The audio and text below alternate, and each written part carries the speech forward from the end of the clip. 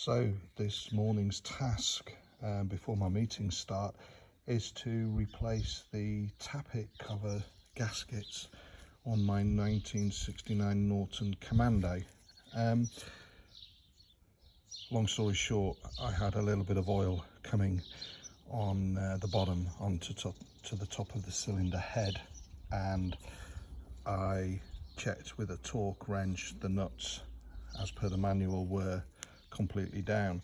Head scratching moment really, because there was no sealant that I would usually attribute with having a requirement for a sealant for a gasket. It looked like they'd just been put on dry, and these are the slightly thicker Andover Norton gaskets for said cover. So I've sprayed them with a Halfords based ultra fast degreasant made by the same people who make WD-40, and I've cleaned up the surfaces. I don't know whether you can see it there. These surfaces are quite clean compared to what they were, but I've got damage to the cover on the surface area in several areas. You can just see it there if my camera's sharp. So we'll give it a go. I was tempted to use Yam Bond on one side and 5922 Loctite gasket cement on the other, but to hand today I've got 5922, so that's what we will be using.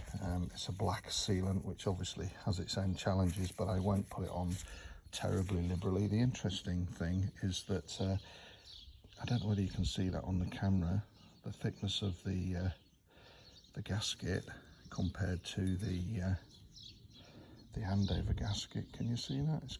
The Andover gasket's quite a bit thicker. So we'll see how we go on, you know, we'll monitor it. It's an easy 10-minute job to swap them over.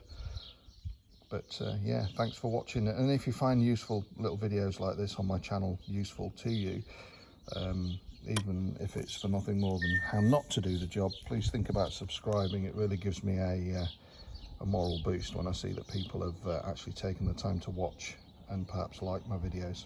Thanks for watching.